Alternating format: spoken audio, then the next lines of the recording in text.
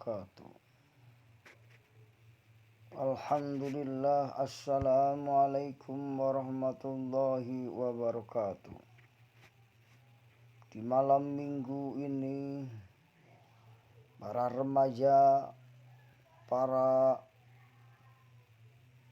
pemuda sedang berkumpul di suatu tempat yang indah dan nyaman. Alangkah indahnya jika perkumpulan tersebut dihadirkan sebuah kajian ilmu tentang sholat, di mana sholat merupakan salah satu ibadah yang paling populer di kalangan umat Islam, karena ibadah wajib bagi seluruh umat Islam di muka bumi ini. Selain ibadah wajib, sholat juga termasuk ke dalam ibadah sunnah. Untuk dapat menjalankan ibadah sholat yang baik dan benar, maka kita perlu mengetahui rukun sholat. Ari rukunnya sholat aya sabaraha, akang? Seorang pemuda melamar, ditanya oleh calon mertuanya, ari rukun sholat aya sabaraha, Kang? Sang pemuda tersebut diam, tak menyangka bahwa calon mertuanya akan bertanya seperti itu.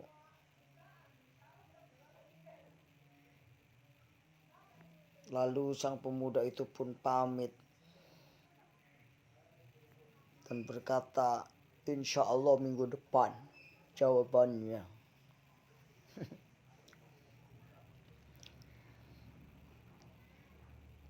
Heran, setiap hari sholat ditanya tentang rukun sholat tidak tahu. Jadi rukun sholat seharusnya sudah menjadikan kita faham, karena kita telah melakukan ibadah sholat selama bertahun-tahun.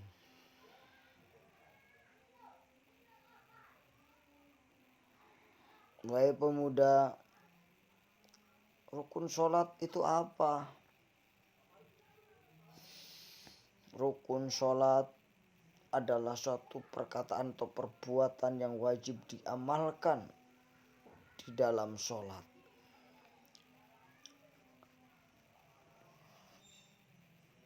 Ya sabaraha rukun sholat eta teh, Kang?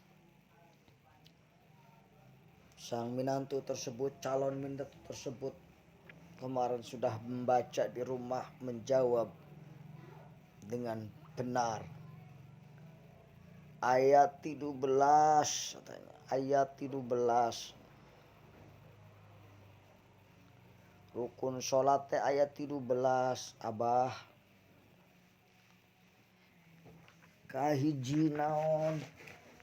Kahiji eta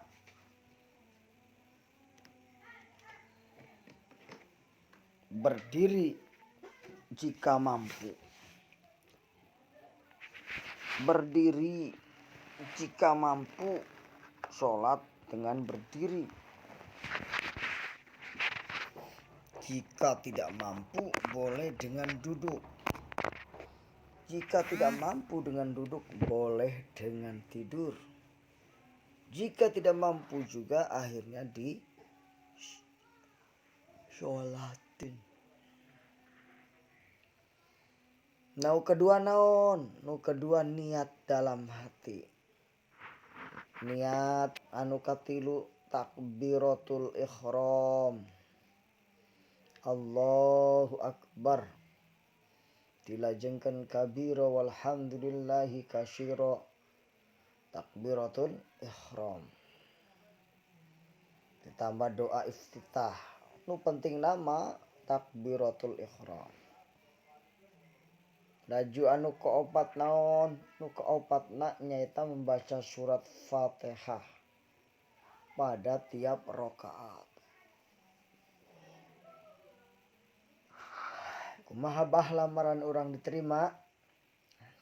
Engke heula can rampung. Can selesai pertanyaan ge pembahasanna. Kahiji berdiri, kadua niat dalam hati rek salat, katilu takbiratul ihram, kaopat membaca surat Fatihah. Kalimana naon? Ruku jeung tumaninah.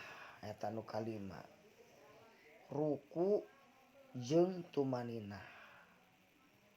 Belah poho ruku jeung tumaninah.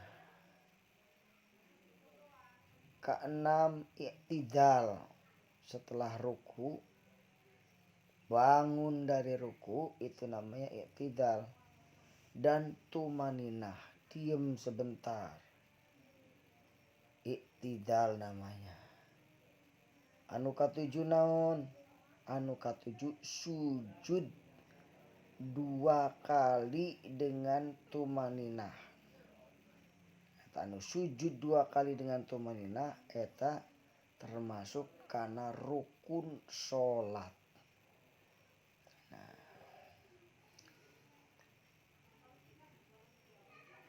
Anu kalima nyaeta ruku jeung tumaninah. Keenam i'tidal jeung tumaninah. 7 sujud 2 kali jeung tumaninah. Kadelapan kududuk di antara 2 sujud. Diuk di antara 2 sujud eta termasuk rukun. Kasembilan duduk tasyahud akhir. Kasepuluh membaca tasyahud akhir. Ka-11 membaca sholawat kana Nabi Muhammad sallallahu alaihi wasallam dina tasyahud akhir. Ka-12 membaca salam anu pertama. Ka-13 tertib rukun secara berurutan. Tartib namanya. Rukun sholat ini berlaku semua sholat. Baik sholat wajib maupun sholat sunnah. Dalam sholat yang kita amalkan, kita perlu memperhatikan tiap-tiap rukun sholat agar amalan kita dapat diterima oleh Allah Subhanahu wa Ta'ala. Nah, sholat dapat dikerjakan dengan cara berjamaah maupun dengan sendiri-sendiri, tergantung pada sholat apa yang sedang ia laksanakan. Nah, sagitu